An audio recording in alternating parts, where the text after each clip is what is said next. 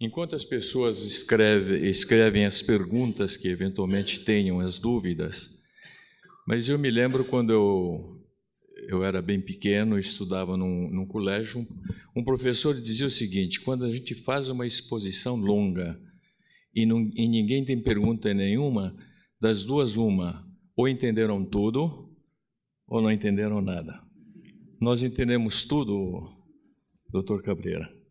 Eu acredito que as perguntas serão poucas, porque o senhor foi evidentíssimo. E então nós agradecemos muito. E se alguém tiver alguma pergunta, até agora não chegou nenhuma, mas nós estamos muito chocados por tudo que nós vimos, a evidência de suas palavras também, isso ficou muito claro. Então eu vou, enquanto alguns escrevem as perguntas,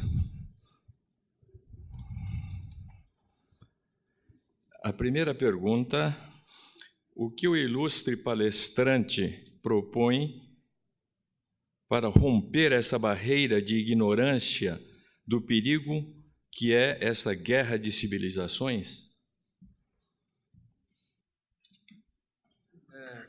Eu acho que isso nós vamos ter que, como imigrante espanhol, meu avô sempre falava que o sucesso do Brasil é pão e livro. É o único país do mundo que tem nome de árvore, não sei se vocês sabiam disso, então isso mostra a vocação que esse país tem para o campo, para a produção de alimentos, e o livro é através da educação. Agora, essa é a grande batalha que nós estamos perdendo. Hoje nós não demos conta, não valorizamos, e o nosso sistema educacional, ele não conta a história como ela deve ser contada. Então ele conta, aqui nós vivemos a questão, essa polêmica toda, da questão do governo militar e da ditadura, essa coisa toda. Nós não temos uma análise crítica dentro da nossa juventude. Então eu vejo uma defesa intransigente do cristianismo. Eu acho que nós não podemos nos envergonhar da herança que nós temos, e através do sistema educacional nós transmitimos isso às gerações futuras, porque isso não pode ficar no meu coração. Eu tenho que transmitir isso para os meus filhos, eu tenho que transmitir isso para os meus netos, para que eles possam contar, né, as glórias da civilização ocidental. Pois não. A outra pergunta seria: qual a medida a se tomar diante de uma universidade poluída do marxismo cultural? Como um aluno poderá remar contra essa maré? Existem vários movimentos de estudantes que estão se insurgindo contra isso. Existe uma coisa interessante: da mesma maneira como a gente se preocupa com as mídias sociais, elas podem ser um instrumento contrário, mas também através dessas mídias sociais os estudantes começam a se informar melhor. Então há grupo de jovens católicos, de jovens amantes da liberdade, enfim, são vários nomes que eles começam a levar essa verdadeira informação. Agora, eu sou um fã incondicional de algo que se chama Vale Educação. Eu acho que se nós tivermos um dia um dirigente que tenha a coragem de implantar o Vale, porque hoje o que nós temos hoje? Nós temos um escambo, nós temos uma troca. Nós pais pegamos nossos filhos, entregamos para o sistema educacional e eles nos entregam esse pacote ideológico, né? Então, resumo, o que eu diria: entregue os seus filhos a César e eles voltarão romanos. É isso que está acontecendo com o sistema educacional nosso hoje. Agora, o Vale Educação, ele quebra isso sem ter aquela questão de tirar a liberdade acadêmica, a independência da universidade. Por quê? Porque a gente acha, mas você vai terceirizar a educação. Não. O dinheiro público, ele não deve ser algo da escola. O dinheiro público, ele pertence ao aluno que precisa daquilo. Então, o Vale Educação vai o quê? Vai acompanhar o aluno. Se o aluno... Hoje, o brasileiro, de uma maneira geral, ele é conservador. A maioria dos nossos pais não gostariam que os seus filhos estivessem cursando esse tipo de escola. Agora, ele não tem outra opção, ele não tem recurso para colocar ela numa universidade privada. Então, a partir do momento que você fizer isso, os pais vão colocar os seus filhos aonde eles puderem colocar e que não tem esse tipo de ideologia e de doutrinação. Então, o Vale Educação aqui o quê? os sindicatos, os professores da rede pública, eles vão se revoltar contra, mas não tem nada melhor do que para o sistema educacional e para nós começarmos a quebrar isso do que o Vale Educação, porque hoje, uma criança carente, o que define o futuro dela em termos educacional? É o CEP. Não sei se vocês sabem disso. Uma criança pobre hoje, o pai só pode matricular o seu filho na escola que for mais próxima do lugar onde eles moram. Ele não pode escolher uma escola, mas eu estou sabendo que um quarteirão depois tem uma escola melhor. Ele não pode matricular lá, porque a lei diz que ele tem que matricular. Então você tem o quê? Um sistema educacional que tem o seu público cativo, o pai é obrigado a colocar o seu filho lá, então, tendo aula ou não tendo aula, o público vai estar sentado ouvindo aquilo que nós não gostaríamos que estivesse ouvindo. Que posição devemos ter sobre a posição da igreja no Brasil que não fala nada? Eu não vou fazer uma crítica. Eu acho que começam a surgir lideranças religiosas que começam a se posicionar. Sempre há aquele medo, a igreja ela é apolítica, mas eu acho que ninguém vai fazer de um templo um comitê político ou de um púlpito um palanque, não se trata disso, mas nós temos que nos posicionar, até porque é uma coisa interessante, o que está acontecendo hoje? A maioria das igrejas elas estão tendo que ter uma assessoria de advogados, porque os líderes religiosos eles não sabem nem mais como se portar, porque daqui a pouco vai ser obrigado a você fazer o casamento de pessoas do mesmo sexo, mesmo que seja contra. Então, se a igreja não se posicionar, ela vai acabar pagando um preço extremamente alto sobre isso. Eu vejo alguns líderes que começam já a se posicionar, infelizmente, e nos mais diferentes segmentos da nossa área e outras igrejas, há líderes que foram cativados por esse discurso socialista, teologia da libertação, essa coisa toda, e isso tem sido um empecilho que nós temos que ficar realmente atento a isso. A seu ver, quais países terão menor choque de civilizações, né? A Austrália seria o caso, e o Brasil? Eu acho que o grande choque de civilização vai se dar na Europa. Eu não acho que vai ser nos Estados Unidos, não acho que vai ser aqui no Brasil. A Austrália tem se posicionado agora, não sei se vocês sabem, foi eleito um governo essencialmente cristão. O primeiro-ministro da Austrália é um cristão, tem dado um bom testemunho.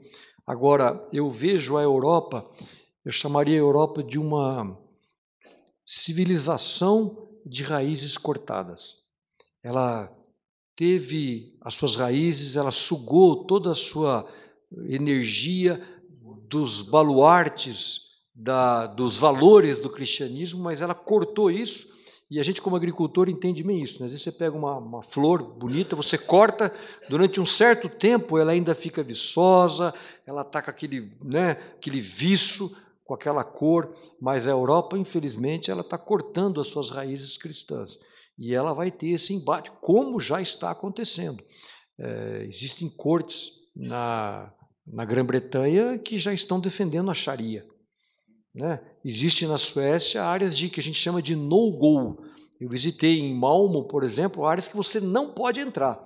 Há determinadas tabuleiras que só entra muçulmano ali dentro. Eu não sei se alguém teve a oportunidade de visitar Paris durante um culto islâmico, é uma coisa assim. Então a Europa ela vai ter. Eu vou só contar uma coisa. Fui visitar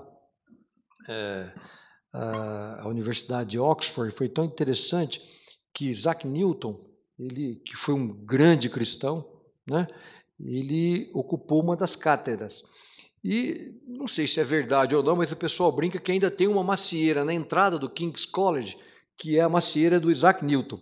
Então, terminou lá o seminário que eu estava participando, eu falei, puxa, eu quero tirar uma foto aqui, né? Então tem um muro, aí tem um jardim muito bonito, e atrás tinha aquela macieira e tal. Não sei se era verdade ou não, mas enfim, você quer tirar lá, King's College, aquela coisa. E eu me preparando ali com outros amigos, olha, eu vou lá, eu vou parar aqui no coisa. E de repente, quando eu estava me preparando para alguém tirar a foto, Aí chegou, isso eu não estou fazendo uma crítica, estou falando como é um choque para a gente, né?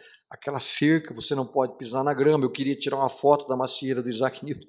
Aí chegou um grupo de muçulmanos, eles pularam a cerca, eles pularam o muro, e em frente à macieira eles abriram todos os seus tapetes e começaram a orar em frente à macieira.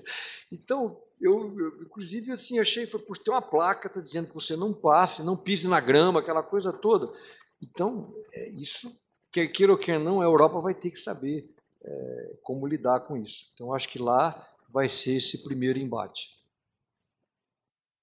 A pessoa que faz essa pergunta anterior pergunta o seguinte: como participar da ajuda aos cristãos sírios? Existem alguns grupos, eu participo de um grupo, né? Enfim, eu como empresário, nós estamos reconstruindo essa... depois pode me procurar. Eu acho que a Igreja Católica tem um grupo que eu me lembro de ter conhecido alguém, posso passar para vocês.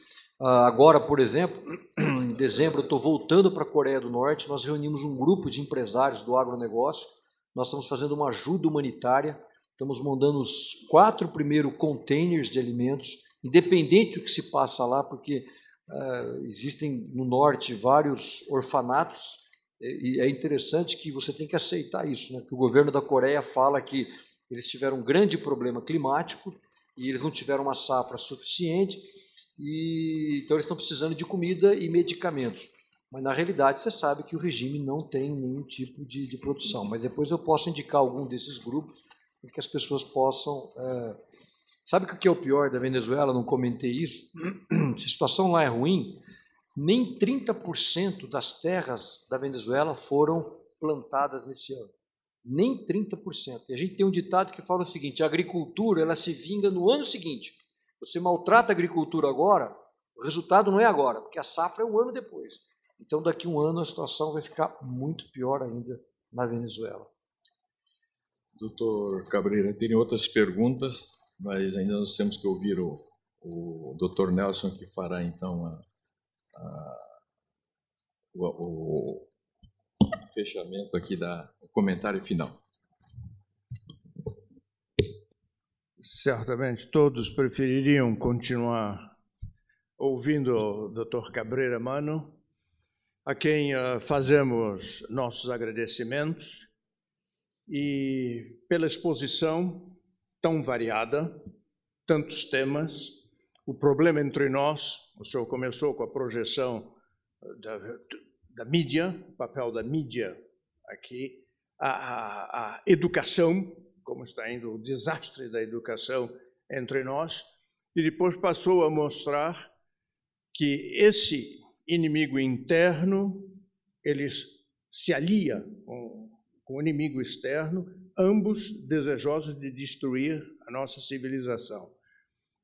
O senhor expôs com muito calor, calor próprio a quem teve a coragem de ir lá. É surpreendente. O senhor foi. A sua exposição não foi de uma pessoa que lê, ou que tem conhecimentos, ou que fez curso universitário apenas sobre a situação atual, mas o senhor lá esteve, por assim dizer, o senhor foi sentir o cheiro da morte, que lá existe, da tristeza, daí o calor com que o senhor nos transmitiu e que vale para nós como uma meditação, porque isto é real, isto está acontecendo, isso não vai parar. Quer dizer, aqui ao lado nós tivemos as grandes concentrações de massa contra esse processo que poderia levar o Brasil a uma situação como a da Venezuela, ou a uma situação de guerra interna, de disputa interna, desastrosa para toda a nossa organização social. Isto é extraordinário, como uma graça concedida ao brasileiro que se levantou. E eu o felicito por essas viagens e por ter ido à Venezuela também, porque a Síria impressiona, mas todos nós temos a tendência de dizer, é lá longe, isso aqui não atravessará, essa desgraça não atravessará os mares até vir o Brasil. Já atravessou, esses males já atravessaram nossas fronteiras e nos ameaçam aqui. É uma advertência para nós, em todos os sentidos, quer dizer, comentar isto, ter bem presente e lutar como o senhor vem fazendo. E nessa luta, eu estou certo que a todos aqueles discípulos de Dr. Plínio Corrêa de Oliveira, nos toca em particular a sua paixão por El Cid. Eu espero que o senhor leve adiante a imagem. Já está posto o... Ainda não, mas vamos colocar. Vamos colocar El Cid.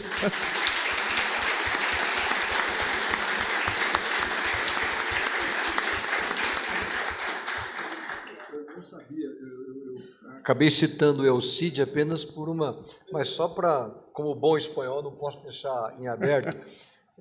O meu avô, ele adorava El Cid, mas ele gostava muito de El Cid porque ele campeador, não? E ele tinha alguns versos, e um deles dizia o seguinte: se tienes caballo, eres caballero. Se tienes espada, eres guerreiro. Pero se tienes tierra, eres rei. Bem, o senhor falou aqui como agricultor. Como agricultor tem terra e, portanto, com uma auréola real em torno das suas disposições, mas o senhor não ficou só em El Cid, o senhor citou outro grande, a nós particularmente estimado, Carlos Martel. Na Batalha de Poitiers, que eu quis visitar, é difícil saber exatamente onde isso foi o local da batalha, mas que marcou, de fato, o início de uma reação brilhante, continuada pelo seu neto, creio, Carlos Magno, o grande Carlos, para varrer da Europa, levou muitos séculos ainda. Acho que Poitiers, a Batalha de Poitiers foi contemporânea de Covadonga, na Espanha, foi mais ou menos aí, mas eles tinham atravessado a Espanha e levado de roldão os barões espanhóis até que encontraram a cavalaria, como o senhor citou, de Carlos Martel.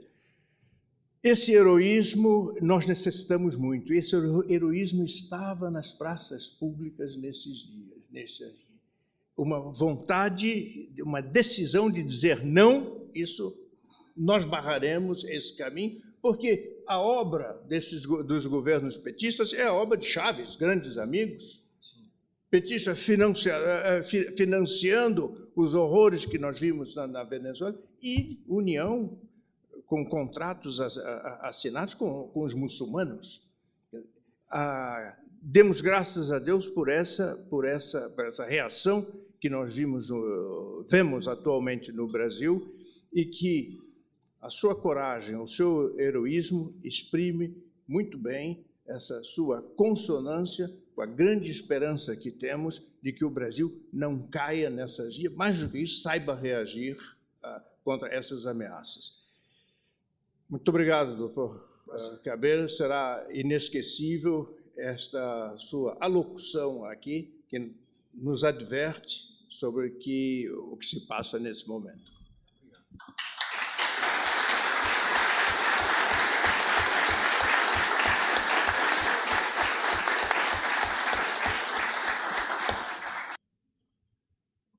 Eu vou encerrar a sessão, mas não quero encerrá-la sem antes chamar um ponto muito importante da exposição do Sr. Cabrera. É o espírito combativo, porque ele, sendo espanhol, a Espanha é, por excelência, o país da honra e do combate. Então, essa nota combativa, para nós brasileiros, é importantíssima. Isso visto, eu agradecendo a presença dos senhores, declaro a presente sessão encerrada.